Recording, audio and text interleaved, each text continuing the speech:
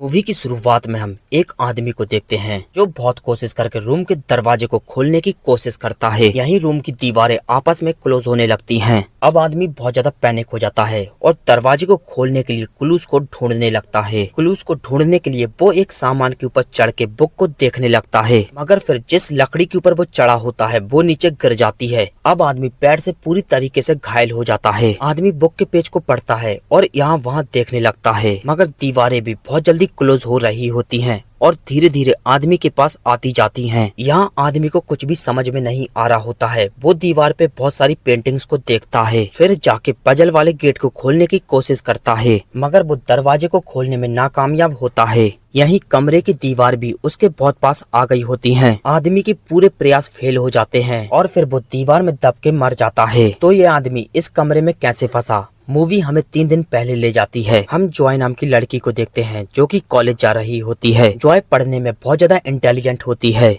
College के professor सभी बच्चों को छुट्टियों के बारे में बताते हैं। प्रोफेसर फिर जॉय को रोक के समझाते हैं कि तुम हमेशा डरी डरी सी रहती हो, तुम्हें अपने डर पे कंट्रोल करना चाहिए, जिसके लिए तुम्हें लोगों से मिलना चाहिए और उनके साथ बैठना उठना चाहिए। और मैं उम्मीद करता हूँ इन छुट्टियों में तुम लोगों से मिलोगी और अपने डर पे कंट्रोल करोगी। सीन शिफ्ट होता है। हम जैक्सन नाम के आदमी को देखते हैं जो कि शेयर मार्केट कंपनी का एक एडवाइजर होता है। इसके बाद हम बैन नाम के आदमी को देखते हैं जो कि पैकेजिंग का काम करता है। बैन अपनी जिंदगी में काफी परेशान चल रहा होता है। वो अपने बॉस से अपनी सैलरी बढ़ाने के लिए कहता है, मगर उसके बॉस उसी को कह देते हैं तुम अपनी जिंदगी यहाँ पे बर्बाद मत करो, तुम्हें तो कहीं और होना था। फिर हम जैक्सन को देखते हैं जिसको उसी के एक क्लाइंट ने गिफ्ट के तौर पे एक बॉक्स भेजा होता है। जैक्सन उस बॉक्स को देखता है, मगर वो इसको खोल नहीं पाता है और उसको ये भी समझ में नहीं आता है कि ये किस टाइप का बॉक्स है और इसके अंदर क्या है। फिर वो बॉक्स पे ज्यादा ध्यान नहीं देता है और उसको अपने साथ लेके चला जाता है। फिर हम जॉय नाम की लड़की को देखते हैं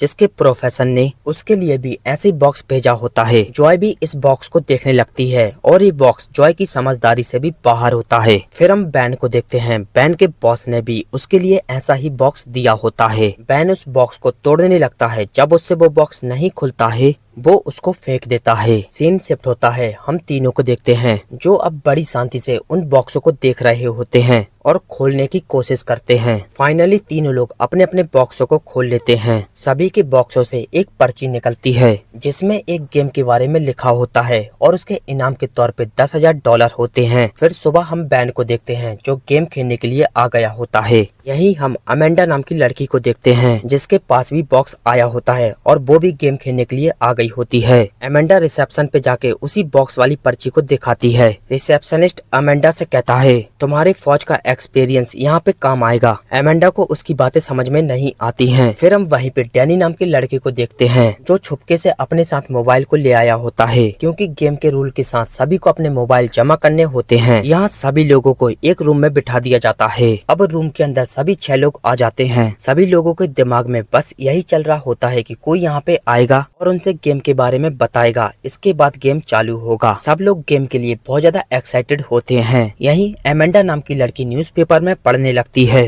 कि 6 लोगों की जल के मौत हो गई है। वो थोड़ा शॉक हो जाती है क्योंकि ये लोग भी 6 होते हैं। दूसरी तरफ डैनी नाम का लड़का सबसे कहने लगता है कि हो सकता है कि हमारा गेम स्टार्ट हो गया हो और हमें कोई क्लू ढूंढना हो। सभी लोग को ये गेम बहुत ज्यादा अजीब लगता है, मगर सब लोग बहुत खुश होते हैं। बैन यहीं पे एग्जिट के दरवाजे को खोलने लगता है। दरवाजा तो नहीं खुलता है, मगर हैंडल बैन के हाथों में आ जाता है। यही डैनी फिर सबसे कहने लगता है हमारा गेम स्टार्ट हो चुका है, हमें यहाँ पे कोई पजल को सॉल्व करना होगा या फिर कोई कोड को ढूंढना होगा। यहीं फिर सभी लोग कुछ न कुछ क्लू ढूंढने के लिए लग जाते हैं। जॉय एक मग को देखती है जिसमें लिखा होता है we know you have a choice, जिसका मतलब होता है कि तुम्हारे पास चुनने के लिए है। फेडरिक नाम के बूढ़े आदमी को एक बुक में स्क्रू ड्राइवर मिलता है। यहीं जॉय फेडरिक की उसी बुक को नोटिस कर लेती है जिसमें एक कोड लिखा होता है। फिर वो उसी कोड को दरवाजे में डालने लगती है। कोड डालते ही रूम की सीलिंग में गर्म लाइटें जलने लगती हैं। सभी लोग मुस्कुराने लगते हैं कि ये अजीब सा क्या हो गया। अमेंडा वहीं पे एक गिलास के दरवाजे को देखती है और वो वहाँ से आवाज लगाने लगती है। दरवाजे के पीछे से आवाज आती है कि आप लोग शांत बैठ जाइए, तुम्हारे पास हेल्प आएगी। बैन वहीं पे उस गिलास के दरवाजे को तोड़ने लगता है। फिर वैसे ही पिलर से गर्म लाइटें चालू हो जाती हैं। अब रूम का टेम्परेचर बढ़ गया होता है, जिसकी वजह से सभी को गर्मी लगने लगती है। जॉय को वहीं पे एक सिलेंडर में से चाबी मिलती है, जिसकी मदद से वो उस कांच के दरवाजे को खोल लेती है। दरवाजे के अंदर एक फोन रखा होता है। उस फोन में रिकॉर्डिंग चल रही होती है कि आप लोग शांत बैठ जाइए, तुम्हारे पास हेल्प आएगी। इसके बाद पूरे कमरे की गर्म लाइटें चालू हो जाती हैं और कमरे का वेंटिलेशन भी बंद हो जाता है, जहाँ से हवा आ रही होती है। अब सब लोग समझ जाते हैं कि उनको कुछ न कुछ करना होगा, ना इस गर्मी में उनकी मौत हो जाएगी। कमरे में गर्म फैन भी चालू हो जाते हैं। जॉय वहीं पे एक नेम प्लेट को पढ़ती है, जिसमें लिखा होता है doctor Vuitton you says please use the coastal at all time, जिसको पढ़ के जॉय टेबल की कोस्टल को दबा देती है। दबाते ही उनके पास एक वेंटिलेशन खुल जाता है, मगर वो पूरा नहीं खुलता है क्योंकि टेबल में 4 कोस्टल लगे होते हैं। उनको 4 कोस्टल एक साथ दबाने होंगे। फिर 4 लोग कोस्टल को दबा के उसको पूरा खोल देते हैं। सबसे पहले जैक्सन उस वेंटिलेशन में चला जाता है और फिर वो सबसे बता देता है कि इस वेंटिलेशन में आगे रास्ता है। मगर अब समस्या ये होती है कि उनको 4 कोस्टल तो एक साथ दबाने होंगे और उनमें से एक भी कोस्टल को छोड़ता है तो वेंटिलेशन बंद होने लगता है। फिर हम अमेंडा को देखते हैं जो 2 कोस्टल को एक साथ दबा देती है, जिसकी वजह से बूढ़ा आदमी फ्री हो जाता है और वो वेंटिलेशन में चला जाता है। फिर सभी लोग दिमाग लगा के इन कोस्टल के ऊपर पानी का गिलास रख देते हैं। पानी के गिलास से भी वो कोस्टल दब जाता है।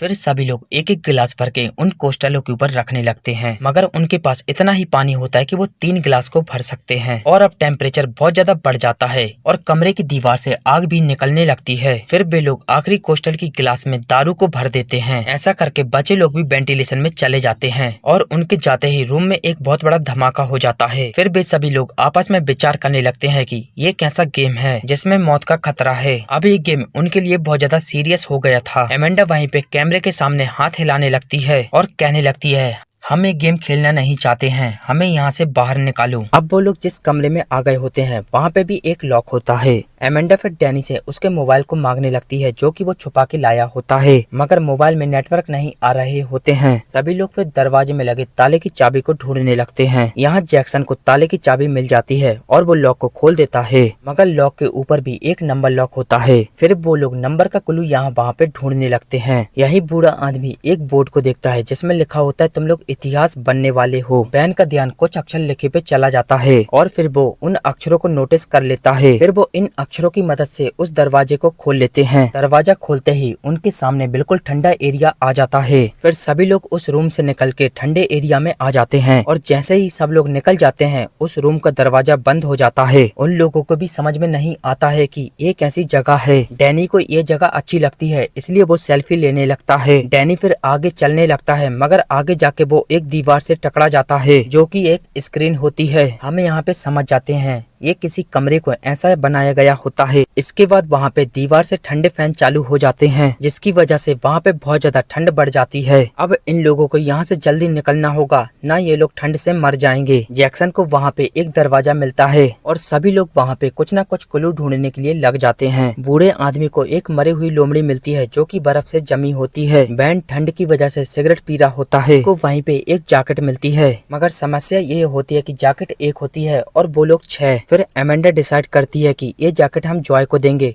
क्योंकि उसको ज्यादा ठंड लग रही होती है। बैन के चलते चलते उसका पैर एक पानी के गड्ढे में चला जाता है। पानी के ठंडे होने के कारण उसका पैर सुन्न हो जाता है। बूढ़े आदमी को एक पेड़ के ऊपर मछली पकड़ने वाली छड़ी मिलती है, जिसको वो लेके सभी के सामने आ जाता है। बैन बूढ़े आदमी से कहने लगता है क्या तुम इस सिचुएशन में मछली पकड़ोगे? बूढ़ा आदमी बैन से कहता है अगर तूने ज्यादा बोला तो तेरे सारे दांत तोड़ दूंगा। यही जॉय को भी अपने कोट के अंदर एक कंपास मिलता है। जॉय फिर उस कंपास की बताई हुई डायरेक्शन पे जाने लगती है। दूसरी तरफ सभी लोग डिसाइड करते हैं कि हो सकता है कि इस पानी के गड्ढे के अंदर कुछ हो। जॉय फिर एक भेड़िए के पास पहुंच जाती है और जब वो उसके मुंह में हाथ डालती है तो उसको एक मैग्नेट मिल जाता है। फिर सभी लोग उस मछली पकड़ने वाली छड़ी में उस मैग्नेट को बांध देते हैं और फिर उस पानी के गड्ढे में डाल देते हैं। मैग्नेट से चिपककर उससे एक बहुत बड़ा बॉक्स निकलता है, जिसके अंदर एक चाबी होती है और वो बॉक्स बर्फ का बना होता है, जिसको पिघलाने के लिए जैक्सन बैन से उसकी सिगरेट जलाने वाली लाइटर को मंगाने लगता है। बैन लाइटर को फेंकता है, जो जो कि आधी दूर पे ही गिर जाती है। डैनी उस लाइटर को उठाने के लिए आता है मगर उसके नीचे की बर्फ टूट जाती है और वो नीचे गिर जाता है। सभी लोग डैनी को बर्फ के अंदर ढूंढने लगते हैं मगर पता नहीं डैनी कहाँ पे गायब हो गया होता है। सब लोग डैनी की मौत से बहुत ज्यादा दुखी होते हैं। बूढ़ा आदमी बैन के ऊपर इल्जाम लगाने लगता है कि शायद तुम इस गेम के हिस्सा हो और तुमने ये सब डैनी के साथ जानबूझ के किया हो। बैन सबको कहता है मैंने तो बस लाइटर फेंकी थी और वो बीच रास्ते में गिर गई, मुझे थोड़ी ना पता था जहाँ पे लाइटर गिरेगी वहीं पे गड्ढा है। जैक्सन फिर सभी से कहता है हमें इन बातों में टाइम वेस्ट नहीं करना चाहिए, हम लोगों को जल्द से जल्द चाबी को बाहर निकालना चाहिए, नहीं तो कुछ देर बाद इतनी ठंड में हमारा ब्रेन काम करना बंद कर देगा। और क्योंकि अब उनके पास लाइटर नहीं होती है इसलिए वो हाथों की गर्मी से उस बॉक्स को पिघलाने लगते हैं। ठंड की वजह से बूढ़ा आदमी बेहोश हो जाता है मगर फिर आखिरी उम्मीद तक जैक्सन उस चाबी को बाहर निकाल लेता है। अब जैक्सन को मगर वो दरवाजा नहीं मिल रहा होता है जो कि उसने पहले देखा होता है, मगर फाइनली जैक्सन को वो दरवाजा मिल जाता है तो मगर उसमें चाबी नहीं लगती है। यही वैन को दूसरा दरवाजा मिल जाता है। सभी लोग उस दरवाजे की तरफ जाने लगते हैं और वहाँ का बर्फ भी बहुत तेजी से टूट रहा होता है मगर आखिरकार वो दूसरे दरवाजे को खोल के उसके अंदर चले जाते हैं। अब वो ऐसे रूम में आ जाते हैं जो कि पूरा उल्टा पुल्टा होता है, जहाँ रूम की सीलिंग नीचे होती है और रूम का बेस ऊपर होता है। जैक्सन की नजर वहीं पे पूल के ऊपर जाती है जिसमें 8 नंबर की बॉल गायब होती है। वो समझ जाते हैं 8 नंबर की बॉल ही उनके लिए क्लू है। बूढ़ा आदमी वहीं पे एक फोन को देखता है और उस पर बात करने लगता है। इसके बाद वहीं पे बहुत तेज आवाज चालू हो जाती है जो कि सभी के कान में चुभती है। बूढ़ा आदमी फर्श पे चल रहा होता है तभी नीचे का फर्श गायब हो जाता है मगर बैन ने बूढ़े को नीचे गिरने से बचा लिया होता है। अब सभी लोग दीवार के पास कोने कोने में खड़े हो जाते हैं। एमेंडा क्लू ढूंढने के लिए रिस्क लेके ऊपर चढ़ जाती है। फिर वो एक लॉकर को खोलने की कोशिश करती है मगर उसमें पासवर्ड डला होता है। जॉय भी वहीं पे एक पजल को देखती है और वो उसको सॉल्व करने के लिए उसके पास जाने लगती है। बूढ़ा आदमी जॉय को पजल के पास पहुंचाने में मदद करता है। जॉय पजल को सॉल्व करने में कामयाब हो जाती है जिसके बाद उसको एक कोड मिलता है। जॉय उस कोड को एमेंडा को बताती है। उस कोड के डालने के बाद भी लॉकर नहीं खुलता है। फिर यहीं पे जिस पजल के बोर्ड पर बूढ़ा, जॉय और बैन लटके होते हैं उसका स्क्रू खुल जाता है और क्योंकि वो बोर्ड न गिरे इसलिए जैक्सन जॉय को अपने पास बुलाने लगता है मगर जॉय का बैलेंस बिगड़ जाता है और वो नीचे गिर जाती है मगर वो बीच के फर्श पे गिरती है जिसकी वजह से उसकी जान बच जाती है। जॉय फिर एमेंडा से कहती है ये रूम उल्टा है, हमें कोड को भी उल्टा डालना पड़ेगा। उल्टे कोड को डालते ही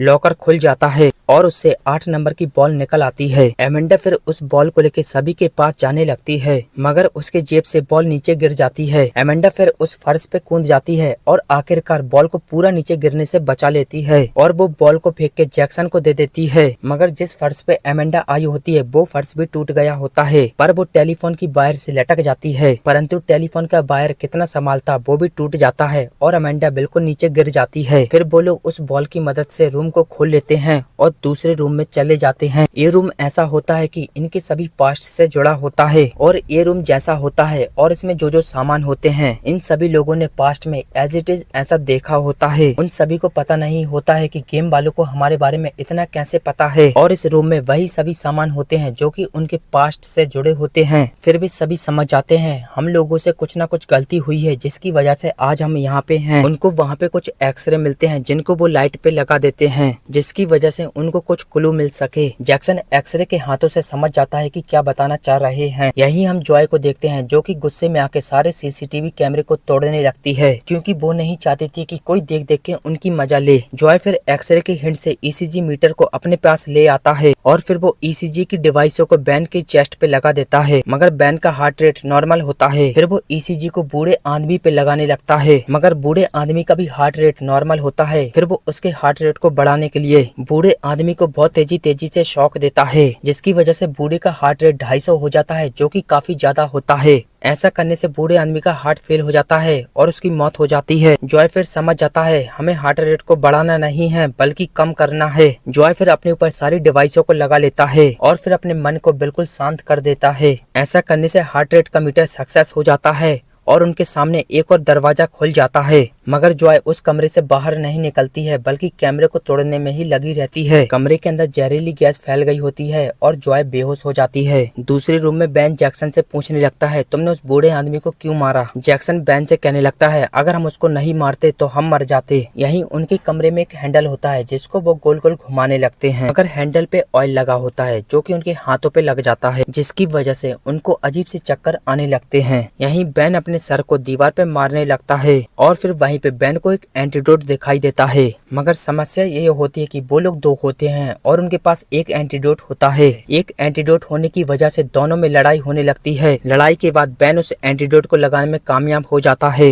और फिर वो उस कमरे से निकल के दूसरे कमरे में जाने लगता है और जैक्सन की एंटीडोट न मिलने की वजह से मौत हो गई होती है। फिर मूवी वही स्टार्टिंग में पहुंच जाती है जहां वैन दरवाजे को खोल रहा होता है। सीन शिफ्ट होता है, हम उस रूम को देखते हैं जहां पे जॉय बेहोश होती है। उस रूम में मास्क लगा के गेम के दो लोग आ जाते हैं। वो वहाँ पे ऑक्सीजन मास्क को देखते हैं और कहते हैं बेवकूफों ने इसको नहीं लगाया। तभी जॉय पीछे से उठ जाती है और उनको रॉड से मारने लगती है। फिर उनकी गन को लेके वहाँ से निकलने लगती है। फिर हम बैन को देखते हैं जो कि एक शील्ड को लेके क्लोज हो रही दीवार से बचने के लिए आग के फ्रेग्रेंस में चला जाता है। ऐसा करने से उसकी जान बच जाती है और वो जाके फिर से एक और रूम में निकलता है। यह वो रूम होता है जहाँ से पूरे गेम को कंट्रोल किया जा रहा होता है। बैन के पास वहाँ पे गेम का एक आदमी आ जाता है। बैन फिर उस आदमी से अपने $10,000 मांगने लगता है। आदमी बैन से कहता है तुम इस गेम को जीत गए हो, तुम्हें पैसे जरूर मिलेंगे। वो आदमी बैन को सिगरेट पिलाता है और फिर पीछे से उसके गले में रस्सी को डाल देता है और उसको मारने लगता है। तभी वहाँ पे जॉय आ जाती है और वो बैन को उस आदमी से छुड़ा लेती है। वो आदमी जॉय के ऊपर एकदम से अटैक कर देता है और दोनों के बीच में लड़ाई होने लगती है। यही बैन जॉय को बचाने के लिए उस आदमी की गन को उठाता है और उसको शूट कर देता है। इसके बाद जॉय बैन को लेके वहाँ से जाने लगती है और वो बैन को एक अस्पताल में भर्ती कर देती है। जॉय फिर पुलिस वालों को लेके उसी बिल्डिंग में चली जाती है जहाँ पे उनको गेम खिलाया गया होता है।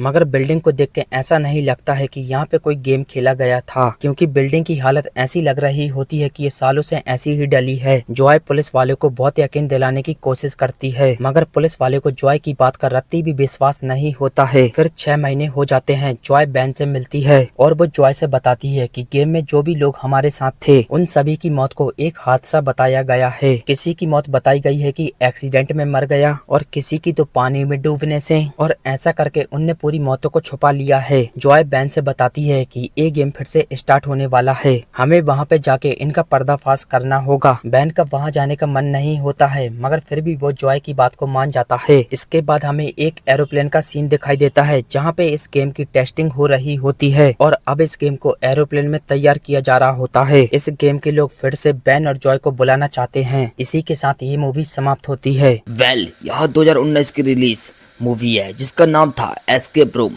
जो IMDb रेटिंग के साथ 6.4 के साथ आई थी।